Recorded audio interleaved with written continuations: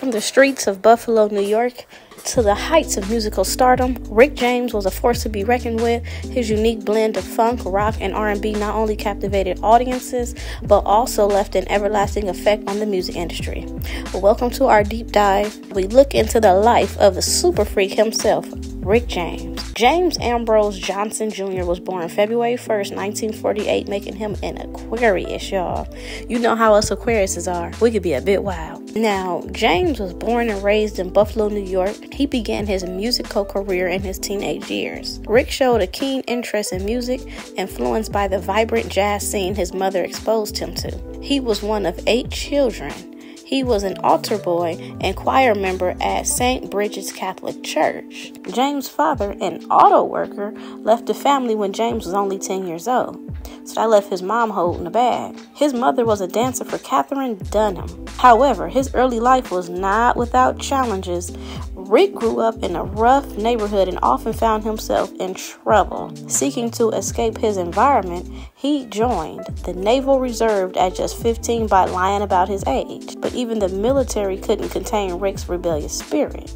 And see, now Rick was the type, he was born into a family of 8. And then, his dad left him when he was only 10. So Rick was automatically set up to be rebellious. Like, he was already ready to be rebellious. And so he grew up in a rough neighborhood and he always found himself in trouble. But it's like, you are a product of your environment. It was only inevitable for Rick to run across trouble. Now, in 1964, James moved to Toronto. Soon after his arrival, 3 drunk men tried to attack him outside a club. A trio of other men came to his aid. See, right upon him going into Toronto, he, was some people that was trying to beat up on James. But some men came through and had his back. Now, one of them was Levin Helm, and he was at the time a member of Ronnie Hawkins' backing band. Helm invited James to their show later that night, and he ended up performing on stage with the band. So, Levin found, Rick going through it with these 3 dudes, so he jumped in and helped him. And then before you know it, he invited Rick to come out, and check out his performance. And before you know it, it was history for Rick. Now, to evade U.S. military authorities, Rick went under the assumed name Ricky James Matthews. So he pretty much just went AWOL for the military. Now, that same year, James formed the Minor Birds, a band that produced a fusion of soul, folk, and rock music. In 1965, the band briefly recorded for the Canadian division of Columbia Records, releasing a single, Minor Bird Hop, Minor Bird Song.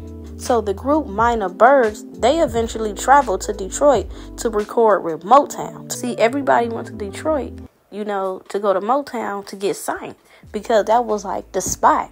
Like, if you want to get put on, you got to go to Detroit and you got to go to Motown and you got to get out there and be seen, and be heard. And so that's exactly what Rick did, because that's what everybody else was doing back in those days.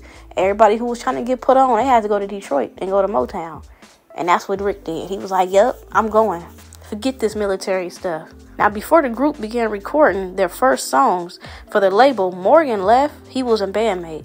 He left, and then he was unhappy about the label's attitude towards the musicians. So they wasn't received well by Motown. And then Neil Young eventually took his place. It was while in Detroit that James met his musical heroes, Marvin Gaye and Stevie Wonder. Like I said, a lot of people was over there in Detroit trying to get a deal or already had a deal. And so if you would go there and try to get a deal, a lot of times you'll meet celebrities, you'll meet artists, you'll meet, like they said, he met Marvin Gaye and Stevie Wonder. It's the same thing.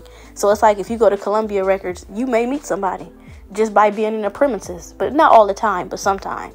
But back in them days, everybody was putting the legwork in. They was going to Detroit. After meeting Stevie Wonder and telling him his name, Stevie felt the name Ricky James Matthews was too long. And he told James to shorten it to Ricky James, which I could agree. Because think about it. If we talking about, I like that Ricky James Matthews song, that's a lot of words. So, Stevie Wonder helped get Rick on track with how his name should sound. He helped him shorten it. Like, hey, think about this name. Now, after forming the locally popular Stone City Band in his hometown of Buffalo in 1977, James finally found success as a recording artist after signing with Motown's Gordy Records, releasing the album Come Get It in 1978, which produced the hits You and I and Mary Jane. And we know Mary Jane, that was my jump. By the time Mary Jane came out, oh yeah, we was knowing who Rick was. He was a household name. And notice how everybody had to go through, Barry Gordy. And just notice how everybody got to go through Motown. In 1981, James released his most successful album, Street Songs, which included career-defining hits such as Give It To Me, Baby and Super Freak. Now, the latter song becoming his biggest crossover single.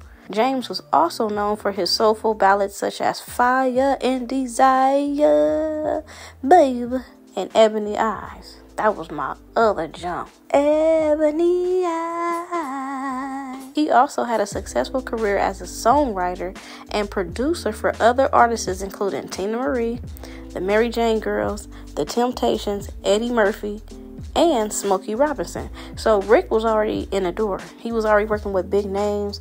He was already a household name. Dude made it. He had made it. But it was his 1981 album, Street Songs, that put him really on the map. That solidified his legacy. Now, in early 1979, James' second album, Bustin' Out of L7, followed the previous album's success, eventually selling 1 million copies. A third album, Fire It Up, was released in late 1979, going gold. Now, around the same period of time, James launched his first headlining tour, the Fire It Up Tour, and agreed to invite the then up-and-coming artists Prince as well as singer Tina Marie as his opening acts. And homeboy was on to something. Anytime that you invite Prince or Tina Marie to perform, oh yeah, people was gonna show up because people love Prince. I love me some Prince, okay? Controversy. And then, Tina Marie, Portuguese in love, and what you say till you say you love me, baby. Baby, hi. I know y'all know that, okay? Homegirl was up there saying that, baby, hi. She was up there opening act, doing her thing. Now, during this period, when Prince also became a success as a producer of the other acts, including The Time and Vanity 6, James launched the Acts Process and the Do-Rags and the Mary Jane Girls. So he was trying to be like Prince. He was trying to have like his little women protege, like how Prince did it. Prince had Vanity 6, and then, he had The Time, but he was trying to do the same thing. He was like, okay, Mary Jane Girls, like, y'all gonna be my Vanity 6. That's what he was trying to do, because that was like the thing. Prince set that little wave. He was doing his thing. And so Rick James was like, well, let me try to see what Prince got going on. With an introduction by Billy D. Williams. So he was dropping heat and he was producing a lot of music. He was really busy. Now in 1985, James produced another hit for entertainer Eddie Murphy with the song Party All the Time. That same year, he appeared on an episode of The A-Team with Isaac Hayes. After the release of his 9th solo album, The Flag, in 1986, James signed with Warner Brothers Records, which released the album Wonderful in 1988. Featuring the hit Lucy's Rap. So he was on his mission. He was doing his thing. He was trying to stay booked and busy. Now, James' controversial and provocative image became troublesome sometimes. It began to be a little hard to work with because it's like, okay, you famous now, but you letting this get to your head, my brother. Famous for promoting the use of marijuana live in concerts during a time that simple possession could lead to a long-term prison sentence. Now, he was often threatened by cops in various cities that he would be arrested if he smoked marijuana on stage during performances of songs such as Fire It Up and Mary Jane. But he was trying to literally fire it up, and the police was like, no, because people over here doing long sentences in prison for smoking weed, marijuana. And here you are promoting it, trying to tell people to fire it up and light it up and Mary Jane. And my eyes gonna look like ebony eyes after, when you a little lit on that Mary Jane. I'm not saying Ebony Eyes was about that, but I'm trying to tie some loose strings together here. But Rick was trying to really, really take it there. He was like, I'm going to be known for the dude to break all the barriers down. I'm going to be controversial like this channel, honey. Now, according to Carrie Gordy, most Motown executives erroneously thought the latter song was a simple, cute love song to a girl, not knowing the song was about marijuana. So everybody was thinking Mary Jane was about a girl named Mary Jane, but in reality, Mary Jane was short for marijuana, okay? So people was like, oh, that's not about a girl named Mary Jane. That's about some reefer, Okay? Now, James' overtly sexual bravado made it tough for him to be a bigger mainstream act. So not only was he, getting judged for promoting a substance that he shouldn't have been promoting at that controversial time. Because like I said, back then, people really was doing time for marijuana. It was a huge deal. It's nowhere near how it is now, but back then, it was a big deal. And he was promoting that. And so then he becomes overtly sexual. And people was just like, okay, we trying to put a finger on you, James. And see, that's the thing. Aquarius, unpredictable. That's the thing. That's one thing about being an Aquarius is the unpredictability of it all. 1 minute he's hot, the next minute he cold. We don't know what's going on. 1 minute he's sexual, 1 minute he just trying to, tap in with Mary Jane. And so people didn't really know how to take him. Now, after the debut of the fledgling music video network MTV in August 1981, James tried to present the music video to Super Freak to the label, only for the channel to turn the video down. James accused the network of racism. MTV denied being racist, stating the real reason Super Freak was turned down by MTV was because they felt James' video was too vulgar for the channel. When younger artists such as Michael Jackson and Prince found fame on the channel, James accused the two singers of being tokens in a 1983 interview, demanding that any black artist that has a video aired on MTV take their video off the channel in protest. So he was trying to get, any black artist that had their music on MTV or their music video on MTV, he was pretty much saying, like, pull y'all videos down because they not accepting my creativity of what I'm trying to do. But they felt it was too vulgar because at that time, people was not really overstepping those lines. People were a lot more milder back then. See, today, Rick James would have been no different than anybody else, even though his talent is unmatched. But as far as, like, his overt sexual little vibe he was going for, that today is like, okay, that's not a big deal. But see, back then, people was not coming out like that. They were not being super freaks and doing all this crazy stuff. They was not doing that. And so he was calling Michael Jackson and Prince tokens because he felt like, oh, y'all gonna keep y'all music up there? Oh, y'all gonna try to keep this certain image just to appease these people at MTV? So he was really trying to, break the boundaries down. But nobody was supporting him. Everybody was like, nope, we leaving our music on there. We get paid. We don't care about what you going through, Rick. We not pulling our music down. You can call us tokens all you want. So they did not support what he was trying to do. Although I do give Rick James his props because he was trying to stand up and be different. He didn't want to be boxed in. So, creativity speak. So most creative people are very passionate about what they do. So their minds are made up already. So he stood on business. He was like, okay, everybody needs to sit up here and protest MTV. But that didn't happen. Now, there was somebody who was in support of James. Even though I said, well, it was a lot of black artists that didn't really say much. They didn't really... No, they just kind of left Rick hanging. Now, Rick Rant was co-signed by David Bowie. But mind you, David Bowie, he was another one who broke, barriers. So, of course, he was in support of. Now, David Bowie argued with MTV VJ Mark Goodman about the lack of black artists being featured on the channel despite the successes of Jackson and Prince. So his stance was more like, you only showing certain black artists and it's not enough black artists being portrayed on MTV. They was trying to get some diversity going there. Now, when MTV and BET both avoided playing the video for Lucy's Rap because of its graphic sexual content, Rick considered the networks hypocritical in light of them still playing provocative videos by artists such as Madonna. Now, Madonna was one also who was breaking barriers down back then. She was not being boxed in. She was highly, highly sexual in her appearance and how she would portray her music and her video. She was provocative.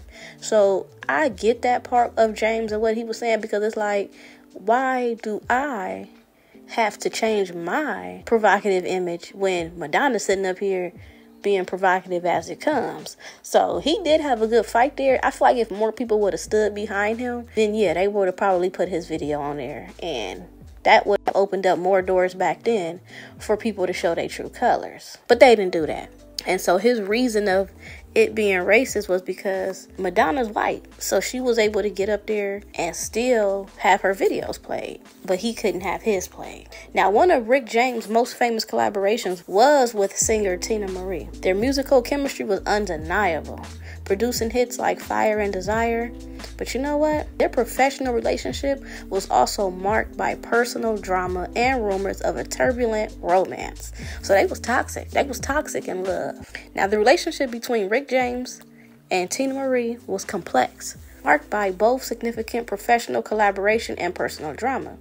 Now, Rick James and Tina Marie first met in the late 1970s when Tina Marie was signed to Motown Records. And then James became her mentor and producer, helping to shape her sound and career. We knew he was behind her because Tina already had the talent. But when she got with James, things just went up. Now, their musical chemistry was undeniable, resulting in several successful collaborations. One of their most famous duets is Fire and Desire, which became a classic hit. Rick played a pivotal role in launching Tina's career, and she became known for her powerful vocals and blending of R&B, funk, and rock. You could tell she had that extra bit of soul behind her from Rick. Rick was like, no, you need to sing it like this. You need to, do this, do that. This is what you need to go for. It's the sound you should have. And it worked. It really worked. It made her iconic. But I don't know if she would have had that if she didn't have Rick behind her. Because Rick had that soul, and that funk, all of that. So when he came in and helped her, he took her to the next level. He was funky, believe that. Beyond their professional collaboration, there were two strong personal ties between Rick James and Tina Marie. They shared a deep bond and mutual admiration, but their relationship ended up having tension and rumors of romantic involvement. Both artists had strong personalities, and their interactions were sometimes volatile. They maintained a close, sometimes tumultuous friendship throughout their lives. It was a cool little pair. They was talented, but yeah, it was a lot going on. Now, let's not forget that the relationship was not without its controversies, okay? We're going to dive in. Let's tap in. Now, with Rick James was known for his wild lifestyle. It's undeniable how wild Rick James' lifestyle was. Now, this included heavy drug use and erratic behavior, which often caused strain in his personal and professional relationships. Tina Marie, on the other hand, was known to have struggled with Rick's unpredictable nature. As I said earlier, see, 1 minute you get hot, 1 minute you get cold. See, with Rick, he was a wild boy. He was wild since young. He was the wildest of 8 siblings. So all he did was grow into that personality. And so you tack on fame with that and money, and, the fame, lifestyle, and all of that, you get Rick James. You get a wild life boy. He was wild. And so with Tina, she was more chill. So, of course, opposite attract. But once she got with him and he helped shape her career, but once she started seeing James for who James is, she realized, dude, what is wild? He lived a wild life. But, despite the challenges, Tina often spoke fondly of Rick, crediting him for his role in her career and expressing gratitude for the musical partnership. So even though Tina went through a lot being with Rick, she still spoke highly of him. But let's not forget the fact that Tina wouldn't be Tina Marie if it wasn't no Rick behind her. So of course, yeah, she gonna speak highly of him still through it all because they started off being professional. But yeah, if Tina didn't have Rick James behind her and his talent and his soul and all of that, yeah, I don't think Tina would be 100% what her image turned out to be. I really respect Tina. R.I.P. Tina Marie. I respect her for still speaking highly of somebody who helped put her on. See, that's loyal right there. Now, James had 2 children with Sylvie Morgan, a former singer and songwriter. They had a daughter, Tyenza, and a son, Rick Jr. James also dated actress Linda Blair from 1982 to 1984. And they met after James read an interview where Blair called him sexy. So once Rick got wind that Linda Blair was into him, he was like, oh yeah, I'm about to talk to her. He was like, yeah, I want to talk to Linda Blair. I want to see what Linda Blair talking about. But when she threw that out there, she knew he was going to bite. Now, early in their relationship, Blair became pregnant and had an abortion. And James wrote in his memoir, I loved Linda, and it hurt me that she would choose to abort our child without even wanting to talk to me about it. I still look back on her choice with sadness and wonder about our baby and how having that child might have changed my life. His hit song Cold Blooded was about his relationship with Blair. It was about how Linda could freeze my blood, he wrote in his memoir. So he wrote that song Cold Dun, dun, dun, blooded. He wrote that song for Linda because Linda went and, aborted his baby and was upset about it because he wanted it. Now, in the early 1980s, Rick James created and produced the girl group, the Mary Jane Girls, named after his hit song, Mary Jane. We knew that. 2 plus 2 is 4. We knew that. Now, the group enjoyed success with tracks like In My House and All Night Long. But behind the scenes, Rick's controlling nature and personal issues led to conflicts, as it always was back then. Rick wanted to control everything, and people was like, no, look, we got our own mind. You can help mentor us, but you ain't got to control us, okay? Now, despite their success, the group's time in the spotlight was relatively short-lived, partly due to Rick's legal and substance abuse problems affecting his ability to manage and support them. That really sucks because the Mary Jane Girls, they was talented, but it sucks that they didn't really get their run because of who brought him in the game. He was already in his wildlife era. He was out there just living his best life in a wild way. So he didn't have much time to tend to Mary Jane. He was so busy smoking Mary Jane. Okay. So he was more like, I don't know about that. I got things to do, honey. Now, despite his professional success, Rick James' personal life was always riddled by controversy. He struggled with substance abuse, legal issues, and tumultuous relationships. His erratic behavior and addiction problems often overshadowed his musical genius. Now, see, that's one thing about the industry. Once you begin to start dibbling, dabbling in too much of like the drug use and just, DUIs and just, legal issues and, women after women after women. When you start getting into that fast lane, a lot of the time, it ain't even about the music no more. The music is what's keeping them bills paid and money in your pocket. But other than that, everything is just a party. And that's even to this day. You get a lot of artists that, get off into Hollywood, and before you know it, everything is just a party with them. They change, and you'll literally see the change. Like, they'll come in innocent, humble, like, I just want to be here. And then before you know it, they get the fame, they get the money, they get the cars, they get the clothes, they get all of that, and then all the women. And then before you know it, it's like, I don't care about none of this. I just want to party. And then, of course, we know what come along with partying. It's not just drinking. It's drug use, all of it, substance, all of it. Now, in the late 1980s and 1990s, Rick's career began to decline. He faced numerous legal battles, including accusations of assault and kidnapping, and spent time in prison. However, in his darkest moments, Rick's influence on the music industry remained undeniable. So he was still going through it. He was, battling legal issues. It was a lot. But see, around that time, he was still making his mark. He was still remaining undeniably talented in the industry. Now, in 1989, James met 17-year-old partygoer Tanya Hizazi. The two began a romance in 1990. In 1993, the couple had their only child and James' youngest, Tasman, following their respective releases from prison for assaulting Mary Sauger and Frances Alley. They married in 1996 and divorced in 2002. Now, this would not be a Rick James story without us talking about some of the controversy. Now, one of the most notorious incidents in Rick James' life involved accusations of holding a woman hostage, which significantly tarnished his image. Let's talk about it. In 1991, Rick James and his then-girlfriend Tanya Hizazi were accused of holding a woman named Frances Alley hostage. That is crazy. Like, how can you follow through with that? That is so weird. The incident took place in Rick's home in Los Angeles. According to the allegations, Rick and Tanya restrained Frances, burned her with a hot crack cocaine pipe, and sexually assaulted her over a period of several days.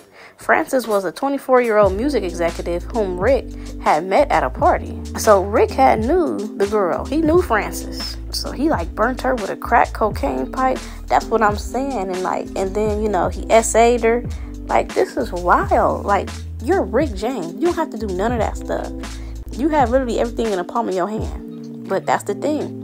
When people be going through their innermost, they end up doing crazy things. Now, the police arrested Rick James and Tanya Hazazi after Frances managed to escape and report the abuse. Thankfully, Frances got away, because there's no telling what they was gonna do to her if they was sitting up here burning her with a crack pipe, y'all. Now, they were charged with assault and with a deadly weapon, aggravated mayhem, torture, false imprisonment, and other related offenses. The case garnered a significant media attention, pointing a grim picture of Rick James' offstage life. Once again, Rick James was wrapped up in some more drama, some more controversies, and before you know it, everybody was looking at him like, yeah, no, we don't like you, Rick James. I don't know what you're going through. Now, during the trial, the details of the abuse were graphically described, shocking the public and fans alike. In 1993, Rick James was found guilty of assault and torture. He was sentenced to 5 years in prison, but served about 2 years before being released on parole in 1995. That was a bad look for him. Because although everybody liked his music, and everybody liked what James stood for, and when he was doing controversial things back in the days, it made a little more sense when he was trying to fight MTV, even though, you know, a lot of people didn't stand behind him. But him holding somebody hostage was the straw that broke the camel's back. And I mean broke it, honey. And so when people got wind that Rick James was doing that, they felt more like, what's going on with him? He's talented, but at the same time, why are you holding people hostage? So that's what happened. And a lot of his fan base started going about their own business, and they was more like, we don't really want to support Rick, because he been doing some weird stuff. Now, Tanya, she also faced legal consequences, although her involvement received less public scrutiny than Rick's. Of course, because Tanya wasn't famous. She was just known for being Rick's girlfriend at the time. But Rick had a lot of those, so they was more like, okay, but she had something to do with it, so we don't like her. But James, he got all of that flack. Now, this incident had a devastating impact on Rick James' career and reputation. While he was known for his wild and flamboyant lifestyle, the severity of these charges overshadowed his musical achievements. So, you know, he lucky it wasn't today, because the Me Too movement, they would have ate him up. But at the same time, it's like, that was not normal back then. It's not normal now. And so, even though he had all these hits, you know, he was trying to make a stance, people just could not get with it. So that made him fall off. And then, you know, the record label was looking at him crazy, like, we don't know if we should even represent you anymore. You know, brand deals, if you will, endorsements, all of that stuff was being dropped. Now, his time in prison marked a significant decline in his career. And although he attempted to come back after his release, he never fully recovered the stature he once enjoyed. So once he went to prison, like most artists do, when they go to prison, sometimes they fall off tremendously. And some people come back, you know, hitting harder than they did before. But with Rick James, the reasoning for why he went to jail was more like upsetting to his fan base, and they didn't want to support him anymore. And so even though he tried to make a comeback, people was more like, we moved on. We're not really into your music, your new music. We're not really into it. And what you did was wrong. Now, in the years following his release, Rick James continued to struggle with legal and personal issues, including ongoing battles with substance abuse. He reflected on his life and career in his autobiography, Memoirs of a Super Freak, where he acknowledged his past mistakes and the consequences of his actions.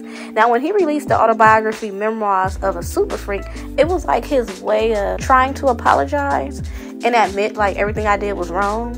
And because I was under the influence, and now I want to take that back. But see, that's the thing. When people mark you as the bad guy, sometimes you stay there.